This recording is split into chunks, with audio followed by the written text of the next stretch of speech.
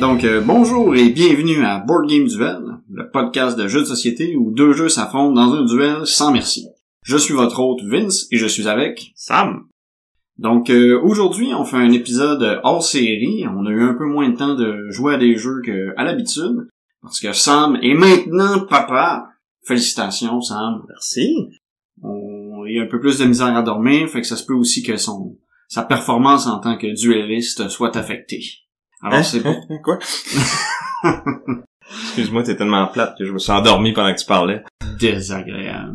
Donc, revenons à nos moutons. La thématique d'aujourd'hui sera le hasard dans les jeux. À quel point est-ce que ça a une part importante? Comment on peut le mitiger? Est-ce que le hasard peut en fait casser un bon jeu, s'il y en a trop? Puis même, je dirais plus comme le hasard versus l'incertitude.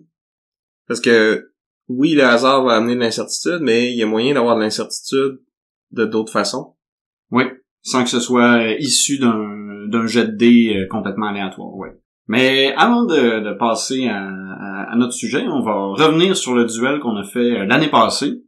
Donc, l'année passée, on avait un duel de gros calibre. On avait comme thématique les gros combats épiques de franchise. On avait, d'un côté, moi j'avais Star Wars Rebellion, et Sam, tu défendais War of the Ring. Donc, deux gros jeux, deux gros morceaux de guerre asymétrique où une faction affronte une autre avec des forces déséquilibrées, mais qui ont aussi des objectifs de victoire différents. De mon côté, Star Wars Rebellion reste encore un de mes jeux préférés par sa thématique, son ambiance, mais aussi par ses mécaniques de jeu. Je parle aussi du jeu en incluant l'extension Rise of the Empire qui corrigeait les petites lacunes de la version originale du jeu. C'est un jeu auquel j'ai rejoué et rejoué puis que je vais m'attendre à rejouer encore parce que c'est vraiment un jeu que j'adore. Donc je changerai pas mon choix. Je suis encore d'avis que j'aurais gagné. J'ai gagné ce duel. Ouais, moi, de mon bord, j'étais avec War of the Ring. Comme vous savez, on a rejoué récemment parce qu'on a parlé quand on a essayé le scénario Breaking of the Fellowship.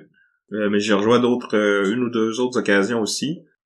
Comme t'as dit, là, c'est une expérience épique, là. Faut que tu prévois ta journée par rapport à ça, mais ça vaut toujours la peine. Puis on a tout le temps des belles histoires à compter d'une partie, autant à War of the Ring comme Star Wars Rebellion. J'ai pas essayé les extensions encore. Je pense que je serais rendu là, dans mon cheminement avec War of the Ring, parce que c'est vrai que d'une partie à l'autre, ça va être différent, mais on a quand même des éléments qui vont finir par se ressembler, puis surtout si tu joues tout le temps avec la même personne, la méta qui se développe, des fois ça peut être un peu stagnant, fait que d'essayer les extensions, il y en a 2 de sorties, je pense, peut-être même 3. Une qui rajoute des nouvelles unités que j'ai entendu moins de bien, une qui rajoute des nouveaux leaders, puis peut-être des setups de départ un peu différents qui semble-t-il est la meilleure.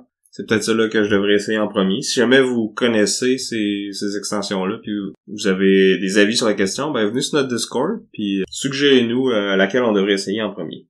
Donc, c'était notre petit retour sur le duel de l'année passée. Maintenant, on va parler des jeux auxquels on a joué récemment. Donc, on a même malgré son nouvel état de papa, Sam a eu le temps de jouer à 2-3 trucs. En fait, on a joué ensemble à distance sur la plateforme BGA. On a d'abord joué à My Shelfie, un jeu très récent de cette année, en fait, qui a été designé par Matthew Dunstan et Phil Walker Harding et publié aux éditions Cranio Creations. Ouais, donc, My Shelfie, c'est un jeu que j'avais joué avec notre ami David, le professeur Board Game, qui a fait un live avec Mathieu de On Joue Dessus. Donc j'avais eu le temps de regarder ça entre 2 changements de couche, puis je joint à eux pour une partie de My Shelfie avec ces deux-là, puis Jen Bake qui est sur notre Discord et qui est une auditrice de longue date, donc salut à toi. Puis j'ai bien aimé le jeu, fait qu'après je l'ai montré à Vincent. Puis même quand on a joué, je pense qu'on a fait 2 parties de suite. Oui, ça se joue assez rapidement, puis c'est facile à prendre en main. Exact, fait que c'est dans le fond, c'est un peu un genre de Connect 4 pour gamer. C'est moins abstrait un peu. Ouais, puis tu sais, le but c'est pas juste d'aligner, tu sais, tes 4 trucs ensemble, tu sais, il y a plusieurs mécaniques qui s'ajoutent à ça. C'est ça. Puis comme chaque joueur ou joueuse va avoir son plateau avec les trous à la Connect 4 là, qu'on remplit du bas vers le haut. Enfin, il va y avoir 6 couleurs de tuiles qu'on peut aller chercher. Puis il va y avoir une espèce de plateau central qui est commun à tous les joueurs, puis c'est là-dessus qu'on va aller chercher les tuiles, puis on peut seulement aller chercher celles qui sont au bout des rangées ou des colonnes. Là. Les tuiles vont former une espèce de losange. Puis dans le fond, on peut aller chercher jusqu'à 3, mais elles doivent être toutes accessibles, puis toutes dans la même... Ouais, c'est ça, toutes adjacentes, mais aussi dans la même colonne ou la même rangée. On pourrait pas faire une espèce de L. Puis quand on va les placer, on va pouvoir les placer dans une seule colonne de notre plateau personnel. Puis là, ce qu'on va essayer de faire en fait, c'est de regrouper des tuiles d'une même couleur ensemble, parce que plus il y en a de la même couleur qui se touchent de façon orthogonale, plus ça va valoir de points. Mais en plus, on a aussi un petit aspect de course, parce que dans le fond, il va y avoir des objectifs qui vont changer à chaque partie, qui vont requérir qu'on fasse des patterns bien particuliers. Ça peut être de bâtir un escalier ou d'avoir toute la même couleur dans une diagonale qui fait tout notre plateau, de faire des colonnes avec seulement un certain nombre de colonnes avec un certain nombre de couleurs parmi elles, etc., etc. Puis ces objectifs-là, dans le fond, le premier joueur qui va réussir à l'accomplir va faire beaucoup de points, puis le suivant va en faire un peu moins, puis l'autre d'après encore un peu moins. Fait qu'on a cet aspect course pour ces objectifs-là.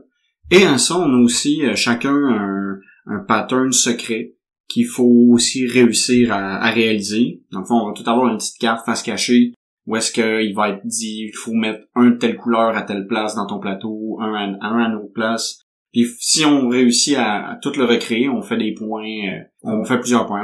Pour chacun, en fait, des cas qu'on réussit, on fait des points. Fait que ouais, c'est ça, dans le fond. Si on réussit 6 sur 6, ça nous donne le maximum de points, mais si on a 3 sur 6, ça va nous donner un peu moins que la moitié de ces points-là, puis ça va se grader selon le nombre de couleurs qu'on a réussi à matcher dans notre pattern. C'est cool parce qu'il y a vraiment une interaction intéressante, vu qu'on va toutes piocher nos tuiles sur le plateau commun. C'est que, selon où est-ce qu'on va aller chercher ces tuiles-là, on peut libérer les espaces qui peuvent devenir intéressants à nos opposants. Fait qu'il faut un peu garder ça en tête quand on va chercher nos tuiles.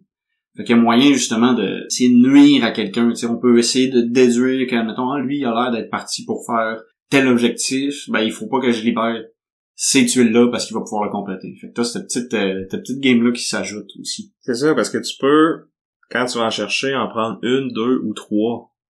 Puis, normalement, tu voudrais toujours être capable d'en prendre 3, mais souvent, 1, tu peux peut-être même pas parce qu'il y en a pas 3 dans la même colonne qui sont disponibles. Ou même s'ils sont, tu sais, les couleurs font en sorte que ça fit pas avec tes patterns. Fait que là, tu te dis, bon, est-ce que j'en prends 3 pour essayer de finir la game plus vite, même si je vais faire moins de points, ou est-ce que je prends plus mon temps, puis là, j'y vais à coup de 1 ou 2, puis mais j'ai exactement les couleurs qu'il me faut, mais ça se peut que j'ai pas le temps de faire tout ce que je veux avant que l'autre joueur à côté, qui lui ou elle décide de clencher ça parce que la personne pense qu'elle va pouvoir gagner la partie, tu sais.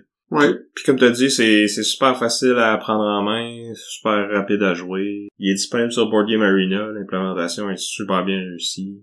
Un beau petit jeu il joue bien en tour par tour aussi. Ouais, vraiment, hein, parce que de toute façon, tu sais, t'as pas des tonnes d'interactions avec les autres joueurs, fait que ça se fait facilement, c'est ça. Ouais.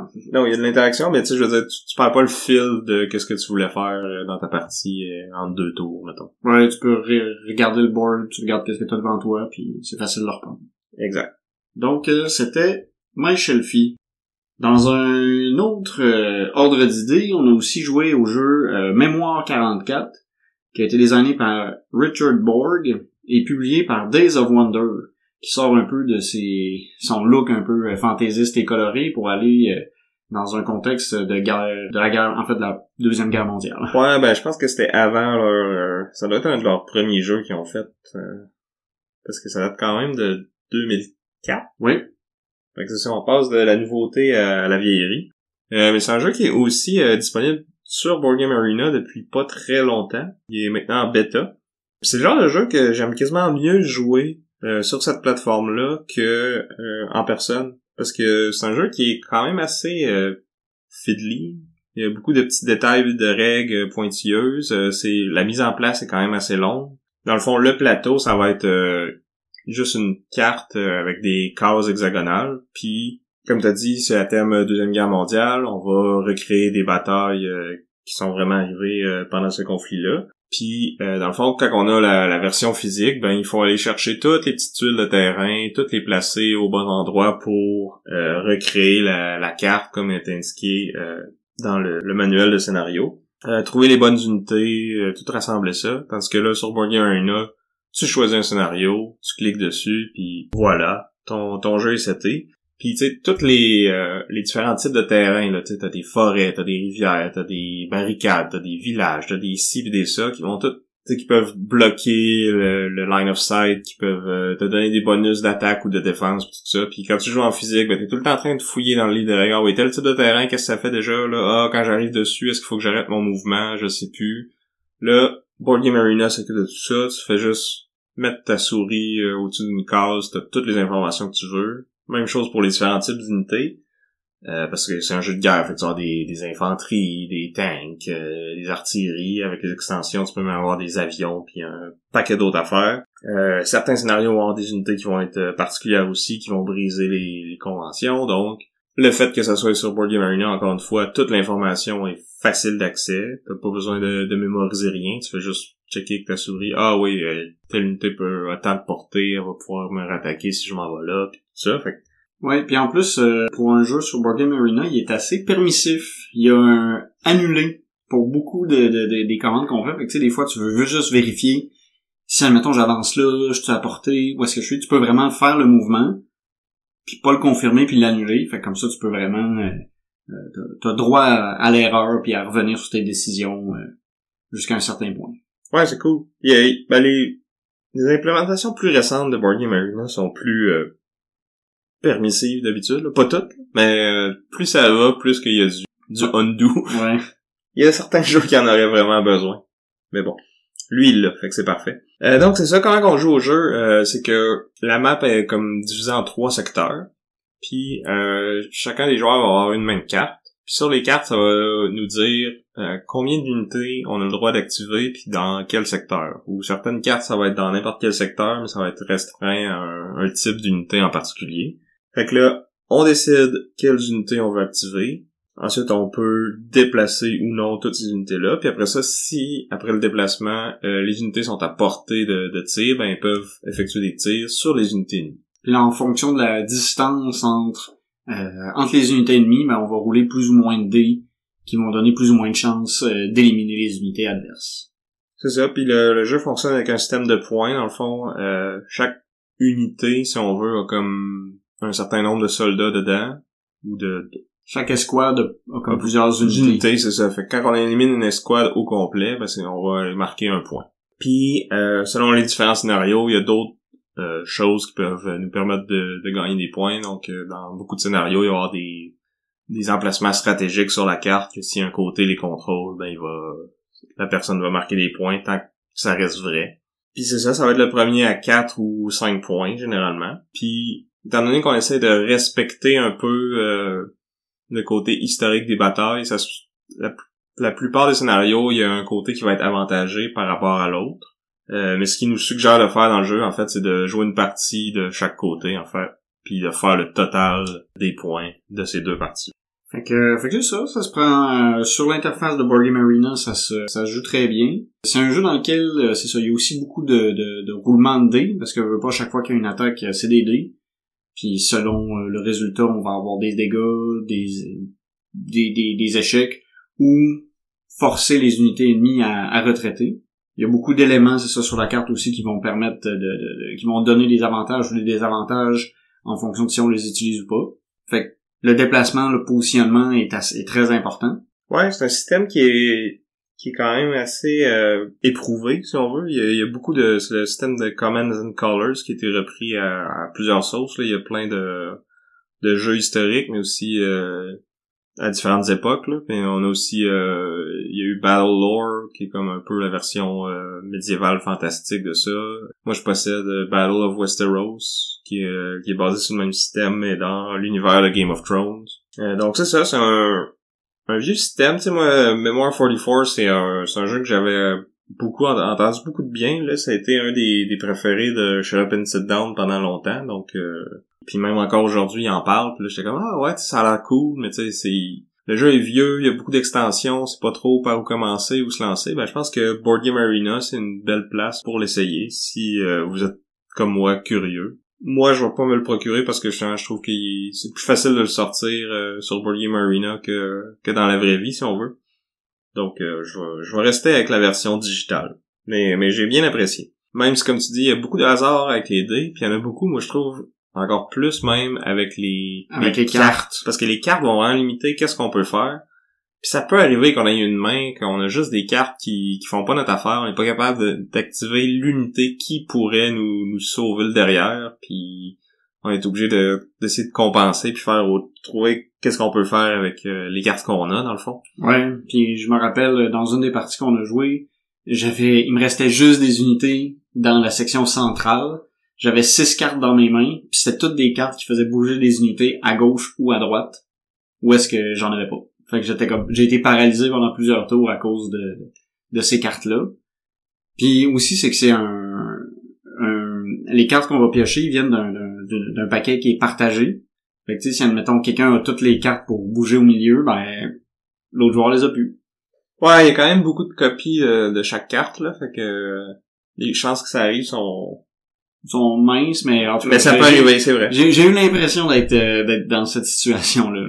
Je sais que dans Battle for Westeros, il y a quelques mécaniques là, qui ont été rajoutées pour balancer ça un peu. Là. Tu peux comme juste jeter une carte puis faire n'importe quoi avec une unité, par exemple, ou quelque chose comme ça. Je sais pas si ça a été implémenté pour dans les extensions de Mémoire 44. Donc, ça fait le tour pour Mémoire 44. Le dernier jeu dont on va parler aujourd'hui, c'est le jeu Baron Park, qui est sorti en 2017, designé par Phil Walker Harding. Et oui, encore lui. Oui. Et publié aux éditions Lookout Games. Donc, Baron Park, en fait, c'est un jeu dans lequel on est des administrateurs de parcs d'ours. Donc, l'idée, c'est de construire notre parc pour y accueillir des ours puis accumuler des points. Fait que c'est comme une version réaliste de Jurassic Park. Ouais. C'est des ours au lieu de des dinosaures. Puis ils vont pas s'enfuir parce que y a pas de pirate informatique qui vient nous troubler l'esprit. Donc, dans l'extension. Oh, je l'ai pas essayé. Dans Baron Park, chaque joueur a son plateau personnel sur lequel on a le zoo qui est comme ou le parc. Le parc. Un parc, c'est pas un zoo.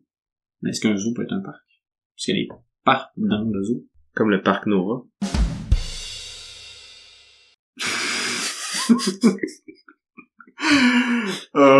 Ok. Bon.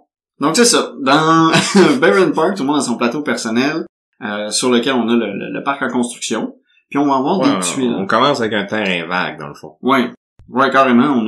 En fait, il y a de la machinerie de construction sur notre terrain, puis des ouvriers qui sont en pause, puis qui doivent travailler, éventuellement.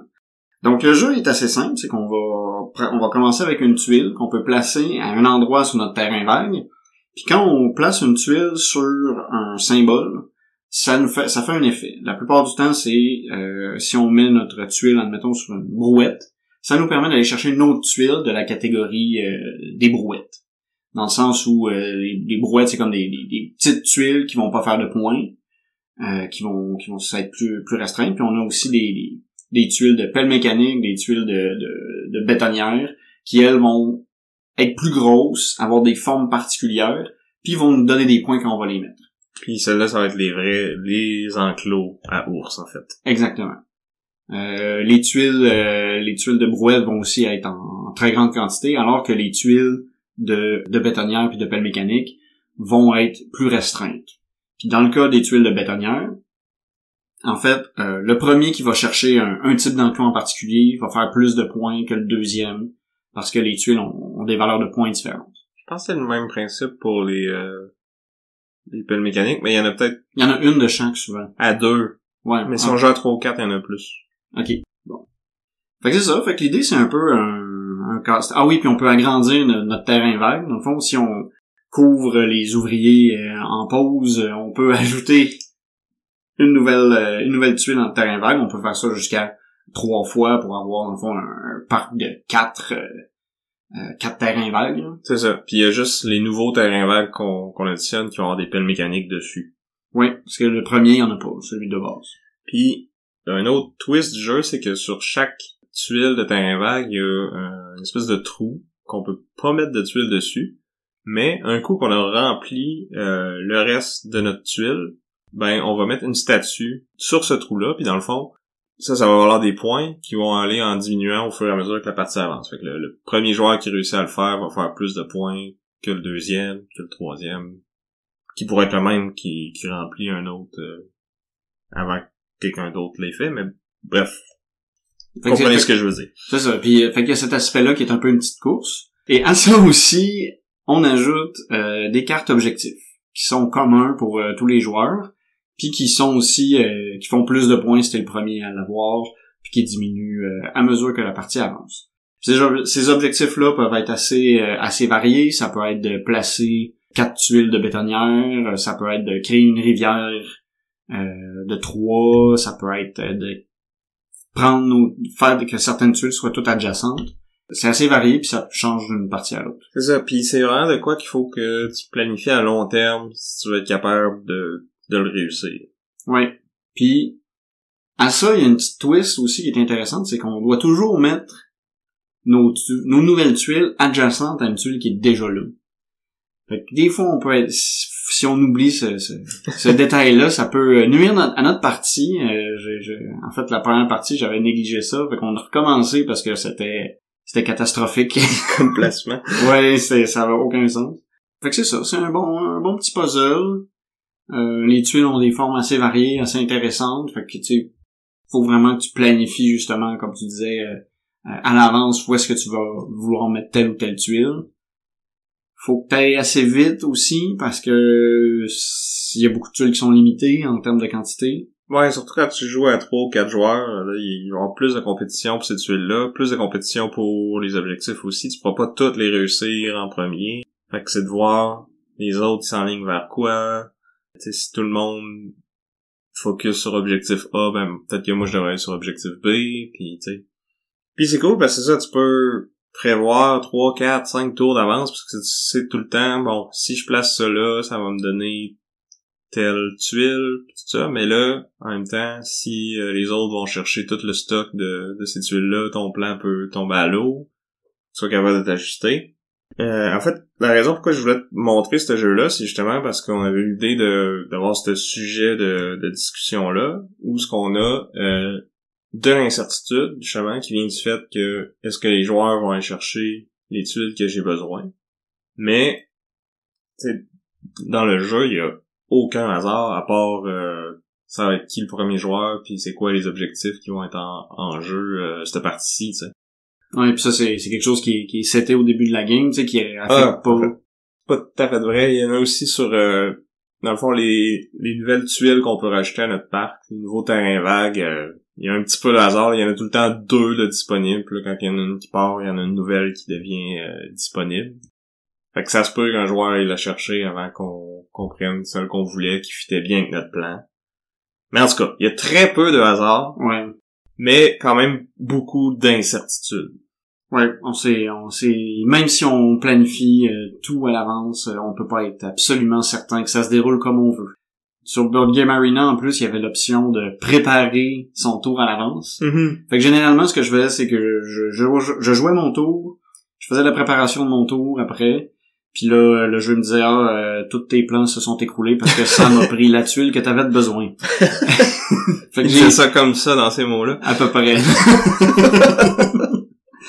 C'est arrivé plusieurs fois parce que j'avais comme préjoué mon truc, puis j'étais comme yes, ça va se passer de même, puis là tout s'écroulait. D'où notre sujet d'aujourd'hui. Pour les podcasters à la maison, ça c'est du segway professionnel. Absolument. Donc c'est ça, c'est une discussion qu'on avait eue hors d'onde. En fait, la dernière fois qu'on avait joué à Kemet, puis j'avais comme pas réussi à trouver le terme incertitude pour exprimer qu'est-ce que je voulais. Puis là, on s'astinait un peu, toi tu me disais ben là, Kemet, les combats, c'est random, tu sais pas qu'est-ce que l'autre va jouer, puis tout ça. Puis là, j'étais comme ben non, c'est pas random, y a pas, tu sais, c'est pas aléatoire, y a pas de hasard, y a pas de lancer de dés, c'est pas tu flippes une carte au hasard, là, c'est chaque joueur va choisir sa carte, mais tu sais pas qu'est-ce que l'autre va choisir, fait que t'as de l'incertitude. C'est ça. Donc c'est un autre bel exemple de ça. Pour ceux qui ont pas joué à Kemet, là, dans le fond, c'est que chaque joueur va avoir un deck de cartes de combat qui est identique. Là. Il y en a qui vont rajouter plus ou moins de force de combat. Il y en a aussi qui vont permettre d'aller tuer des unités de l'autre. Mais il y en a qui peuvent nous permettre de se protéger de ces tueries-là. Fait que on est tout le temps déchiré à savoir est-ce que je veux mettre la plus grosse valeur de combat possible, mais là j'ai plus de chances de me faire wiper mon armée si l'autre joueur met toutes ses des épées ou non, c'est les gouttes de sang mais là s'il met toutes ses gouttes de sang, c'est sûr qu'il perd le combat. Fait que là en sachant ça, peut-être que moi je peux mettre mes boucliers, mais là si je mets mes boucliers, je vais me protéger de ses gouttes de sang, mais si lui il met sa carte de combat la plus haute, ben il ne tuera pas d'unité mais il va gagner le combat. Ouais, puis là, tu sais jamais qu'est-ce que l'autre va jouer. Fait que justement, t'es pas. Mais j'avais comparé ça un peu à l'aléatoire justement à cause de ce fait que tu peux pas prévoir à l'avance qu'est-ce que l'autre joueur va décider. Mais t'as pas de roulement de dés accompagné de ça, c'est des valeurs fixes. C'est ça, c'est que c'est vraiment la décision des joueurs qui est importante plus que un jet de dés ou piger une carte dans un paquet, tu sais. C'est aussi quelque chose qui est très présent dans mon jeu préféré, Guardians of Atlantis 2, ou même le premier. Là. Dans le fond, qu'est-ce que je vais jouer à mon tour versus qu'est-ce que l'adversaire va jouer. Surtout, tu sais, quand ça arrive que t'as des situations de 50-50, on est au tour 3, il nous reste 2 cartes à jouer chacun. Si j'y joue dans tel ordre, si je joue ma rouge avant ma jaune, ben là, si lui joue vert avant bleu, je suis correct, mais l'inverse c'est pas vrai, donc on est tout le temps dans une situation, ben là, si l'adversaire joue A, moi, faut que je joue B, mais s'il joue C, ben moi, je dois jouer D, puis s'il joue A puis que je joue D, ben là, c'est moi qui screw. Fait qu'encore là, pas de hasard, mais beaucoup d'incertitudes, beaucoup de mind game, là. C'est de jouer l'autre joueur plus que de jouer le jeu, dans le fond. Ouais, c'est de connaître ton opposant, d'essayer de voir lui, qu'est-ce qu'il va essayer d'aller chercher dans cet affrontement-là. Puis est-ce qu'il va jouer, est-ce que c'est ton ami qui est comme plus safe ou c'est celui qui est un peu plus téméraire, tu sais, puis qui va risquer plus. Fait que cette incertitude-là, c'est une composante assez importante de beaucoup de jeux. Puis je trouve que moi je me rends compte que c'est quelque chose que j'aime vraiment beaucoup. Je sais qu'il y a des joueurs qui aiment pas ça parce que justement ils se disent ben tant qu'à ça je vais jouer n'importe quelle carte puis ça va être aléatoire parce que j'ai pas de façon de savoir qu'est-ce que l'autre va jouer, tu sais. C'est des commentaires que j'ai déjà entendus sur certains jeux là mais moi en tout cas ça me parle, tu sais, de jouer dans la tête du monde puis là tu mets ta carte face cachée sur la table puis là tu la regardes avec un petit sourire en coin en voulant dire haha acheter puis là. Ouais, je me rappelle d'une fois où je t'avais fait un coup comme ça à un jeu, je pense que c'était à Kemet. C'est-tu un Kemet? Où est-ce qu'on avait regardé les cartes, on avait tout calculé puis tu sais c'était sûr que dans le fond presque certain que t'allais gagner puis que moi j'avais juste une façon tu sais de m'en sortir. C'était à quoi déjà? À Hank peut-être? C'était peut-être à Hank. Puis là tu sais parce que Hank va avoir cet aspect-là aussi étant donné que chaque carte a comme une valeur de combat mais aussi un effet qui peut être assez drastique sur la partie. C'est encore la même situation là. Si je joue A puis que toi tu joues B, c'est moi qui gagne, mais si je joue A puis que toi tu joues C, ben là je perds, mais si je joue D puis que toi tu joues C, c'est moi qui gagne. Fait que tu sais c'est la même situation encore, tu sais. Ouais, pis c'est ça. Puis des fois justement de jouer de penser outside the box un peu, des fois ça peut troubler le jeu. Même si des fois, tu sais, il y a des solutions qui paraissent plus sensées. Mm-hmm. Un peu comme avec Citadel. C'est un jeu quand même assez vieux. Je pense pas qu'on a déjà parlé. En bref, c'est qu'il y a comme au début de chaque round, on a 7 ou 8 rôles qu'on peut aller choisir. Puis on en prend un, on passe le paquet aux autres. Puis il y en a tout le temps qui sont comme défaussés au hasard. Fait que là, il y a un peu de hasard, mais après ça, c'est les choix des joueurs. Fait que là, quand tu reçois le paquet, puis mettons, il manque le magicien puis le marchand, ben tu te dis, le marchand, il aiderait vraiment la stratégie à Vincent. Donc, puis il y a certains de ces rôles-là qui permettent d'aller cibler d'autres rôles en particulier. Fait que tu sais, si moi j'ai un personnage qui cible, je me dis, Vince, il est soit le marchand, soit le magicien. Fait que là, le marchand aiderait vraiment plus sa stratégie, mais Vince, c'est ça. Fait que peut-être qu'il a pris le magicien pour que j'essaie de targeter le marchand puis que je gaspille mon action, dans le fond. Mais en même temps, il sait que je le sais. Fait que peut-être qu'il a pris le marchand pareil, parce qu'il se dit que je le sais qu'il le sait, fait qu'il a pris le magicien. Ouais, fait que ça fait des gros mind games qui deviennent intéressants parce que t'as cet aspect-là d'inconnu, puis que tu peux pas savoir. C'est ça, il y a beaucoup de jeux qui vont faire ça avec le hasard, justement, tu sais, comme, est-ce que je vais réussir mon attaque? Ben, je vais lancer les dés, puis on va voir si ça a marché ou pas, puis tu sais, qu'ils vont avoir des façons de venir mitiger ce hasard-là. Mais là, on a moins le joueur en tant que tel a beaucoup moins de pouvoir dans ce temps-là. Tu sais, c'est un peu... Ben, ça dépend, parce que souvent, tu vas avoir des façons de le mitiger aussi, ce hasard-là. Tu vas avoir des mécaniques, tu sais, des ressources que tu peux dépenser pour manipuler les dés, ou les rerouler, ou des choses comme ça. Ou te garantir un certain nombre de succès. Fait que, tu sais, oui, il y a moyen d'avoir un peu un impact sur cette... c'est ça, d'avoir des décisions intéressantes puis significatives, tu sais. Même si pas seulement ça qui va décider du résultat, tu sais. Ouais. À part des jeux comme Risk, admettons, là, où c'est juste t'espères rouler les bons dés pis aucun impact. Ben, tu sais, je veux dire, si t'as plus de troupes, t'as plus de chances de gagner. Ouais, mais t'as pas de prise de décision. Moi, je trouve ça un peu moins intéressant, tu sais. Ça peut être cool de fonctionner avec des dés, mais tant que tu puisses quand même, après ça, intervenir. Ouais. Tu sais, je pense à Rebellion, tu sais, ça finit quand il y a des gros combats, on choque des dés en masse. Puis, mais tu sais, on a les effets des cartes qui peuvent jouer, il y a des dés qui nous permettent de choisir, admettons, ce qu'on sait. Là, dans ce temps-là, tu sais, même si t'as du hasard, t'as quand même un certain pouvoir, puis je trouve que ça fait que justement, c'est plus intéressant que de juste rouler des dés, puis prier, puis croiser les doigts. Tu sais, quand on a joué à Mario 44, tu sais, ça, j'ai trouvé que ça avait beaucoup d'impact, justement. C'est beaucoup de choses étaient basées sur les dés. Ouais, mais ça encore, tu sais, il y a des unités qui en roulent plus que d'autres. Tu peux essayer d'utiliser celle-là. Tu peux te positionner autrement pour avoir avantage du terrain quand tu te fais attaquer ou quand t'attaques. Fait que tu sais, il y a moyen de le mitiger, puis au final, tu lances tellement de dés dans une partie que le hasard va se balancer, là, à moins d'être vraiment, vraiment chanceux ou vraiment, vraiment pas chanceux. Ça peut arriver, là, mais... Ouais. Mais tu sais, comme je disais, moi, je trouve que le hasard des cartes a plus d'impact que le hasard des dés. Parce que les cartes, tu vas en piger juste une par tour. Des fois deux, parce que t'as certaines cartes que t'actives moins d'unités, mais que tu piges deux cartes, t'en choisis une. Mais avec les dés, tu peux en repiocher d'autres aussi. Ouais. Là, ça fait que c'est les dés qui impactent. Ouais, mais les dés, il y en a tellement que... Ouais. C'est vrai que tu roules beaucoup de dés. C'est ça, un moment donné, ta courbe en cloche va faire que... Tu vas pogner des trucs... tu vas réussir à avoir des succès. Hein. C'est ça. Parce que sinon, c'est ça, tu sais, le hasard aussi, c'est le fun dans des jeux coop, par exemple. Parce que là, l'impact de la chance ou de la malchance va être pareil pour tous les joueurs, tu sais. Ouais, tu sais, si tu réussis pas à tuer le monstre, ben tu sais, c'est tout le monde qui perd, ou tu sais, comme, mettons, on joue à Spirit Island, parce que là, le hasard va venir plus du fait de dans quel ordre que les cartes des envahisseurs vont sortir, ou quels événements vont arriver, ben, au moins, tu sais, c'est que c'est... Si ça nuit vraiment, ben, c'est tout le monde qui est dans le trou, pis, tu sais, si là, ça faudrait absolument que ce soit cette carte-là qui sorte, on prie le Seigneur, Ouais, ben, on prie les esprits. Ouais.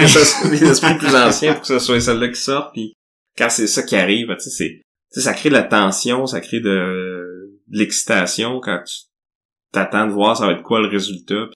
Ouais, puis en plus, dans le cas de Spirit Island, t'as aussi t'as toujours moyen de te préparer un peu à l'avance, tu sais, parce que tu vois qu'est-ce qui s'en vient, tu peux planifier un peu. Tu sais, quand tu l'as... Ouais, moi je parle de quand c'est la nouvelle qui arrive que tu sais pas c'est quoi, justement. Ouais. Mais tu peux, ouais. C'est sûr que celle-là, elle te prend par surprise, mais t'as quand même un contrôle sur le après. Fait que, tu sais, oui, elle va t'affecter, mais... Ouais. D'autres exemples de jeux qui amènent de l'incertitude sans se fier au hasard? Ben, j'allais dire, non, j'aime dans les jeux où il y a beaucoup de joueurs puis où il y a de la diplomatie. Tu sais, là, c'est l'incertitude sur l'intention de tes de tes opposants. Je pense au jeu Dune ou à Game of Thrones où là tu sais pas si tu peux toujours faire confiance à tout le monde, tu sais. Il y en a que tu le sais que tu peux pas les truster comme toi. Ouais. Puis il y en a d'autres que c'est plus mitigé, tu sais. Tu le sais qu'il pourrait, mais tu sais, est-ce qu'il va vraiment te supporter? Fait que tu sais, ça c'est un autre aspect, tu sais, d'incertitude que je trouve qui peut être intéressant quand t'as vraiment de la diplomatie puis des alliances. Ben c'est ça, puis encore une fois, c'est que tu joues les joueurs autant que tu joues le jeu, tu sais. Ouais. Ça c'est sûr que ça c'est pas non plus pour tout le monde justement parce que tu sais non, il y en a qui aiment pas ça. L'aspect mind game, tu sais, j'ai des amis qui eux autres en fait ils veulent plus jouer entre autres à Secret Hitler parce que après ça ils se mettaient à remettre en doute tous leurs amis puis t'as réussi à me bluffer comme ça, tu sais, c'est... Ouais. Ça, c'est un autre sujet complètement, j'ai l'impression, les jeux de discussion sociale, là. Ouais. Qu'on pourrait peut-être y revenir dans un épisode futur. Oui. Parce que, ouais, c'est le genre de jeu qu'il y en a qui adorent, il y en a qui détestent. Ouais, c'est touché. Mais revenons à nos moutons. J'allais dire, à peu près tous les jeux où est-ce qu'il y a un draft de cartes aussi. C'est vrai. Tu sais, ça, tu sais, tu sais, surtout si les cartes, ils font plus qu'un tour, là. Ouais. Tu sais, des fois, t'es comme, bon, je vais en laisser une. Tu sais qu'elle est partie, tu sais pas qui l'a ramassé, surtout quand tu joues à plus que deux. C'est vrai. C'est un bon exemple de... Là, il va y avoir un peu de hasard, dans le fond, qui reçoit quelle carte en premier. Mais le reste, c'est ça, il va y avoir beaucoup d'incertitudes qui va dépendre du jeu des autres joueurs. Ouais. C'est vrai, c'est un bon exemple. On a parlé de Blood Rage puis de Inish récemment, ou Seven Wonders dans un de nos premiers épisodes. Oui, l'original, c'est à peu près ça, c'est un jeu de draft. Puis tu sais, surtout dans les jeux où est-ce qu'il y a de la confrontation, je trouve que c'est un petit thrill parce que tu le sais que la grosse carte, admettons, est partie. Tu sais, quelqu'un l'a pris le plus 5 à Blood Rage pour son attaque. Ouais. Puis tu sais, tu sais pas c'est qui l'a, mais tu sais qu'elle y est puis qu'il faut que tu prennes ça en compte quand tu décides d'attaquer. Absolument. Ou même chose avec les maudites cartes de Loki que lui il a l'air vraiment... Vincent il a l'air vraiment pressé de vouloir se battre. C'est lui qui a ramassé toutes les maudites cartes qui vont faire qui vont me voler ma rage puis ma carte en perdant, tu sais. Ouais, c'est un autre truc justement qui fait que ça rajoute de la tension, tu sais. Ouais, vraiment. Puis tu sais c'est toujours satisfaisant de tu sais quand t'as joué ta carte face cachée puis de la revirer puis tu le sais que ça c'est ça qui va te faire gagner là, quand l'autre l'a reviré avant toi puis là t'es comme tu savais t'es comme bang t'es fait. J'ai gagné. Good, je pense que ça fait le tour. Oui, je pense que on a ratissé assez large, on a parlé un peu de tout. Tous les beaucoup de contextes dans lesquels l'incertitude joue un rôle, puis à quel point on aime ça, cet aspect-là, nous autres, dans les jeux auxquels on joue. Fait que, sachant ça, je suis sûr qu'il y a plein d'autres jeux qui ont cet aspect-là, puis qu'on n'a pas parlé, donc si vous avez des suggestions pour nous, écrivez-nous, boardgameduel@gmail.com, ou allez commenter sur notre page Facebook, sur notre Instagram, notre Discord.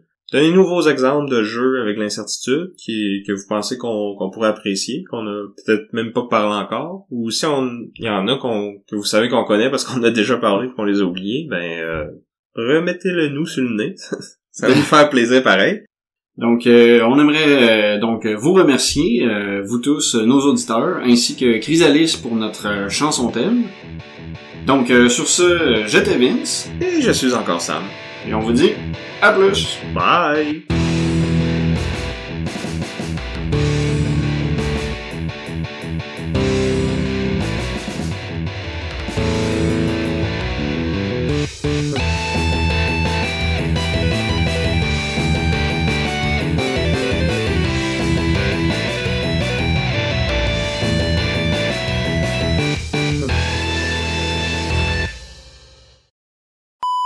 Parle donc, ouais. Non. Étouffe-toi avec des... Ouais. Oui, on a.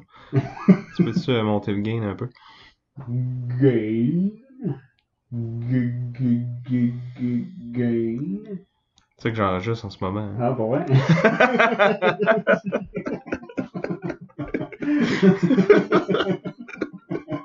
Ça s'en va enfin.